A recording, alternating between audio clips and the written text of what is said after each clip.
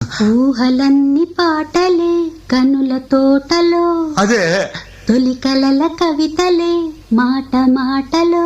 అదే బ్రహ్మాండం. కవిత కవిత పాడు. కమ్మని ఈ ప్రేమ లేఖనే రాసింది హృదయమే, ప్రియతమా నీ వచట కుశలమా నే నిజట కుశలమే.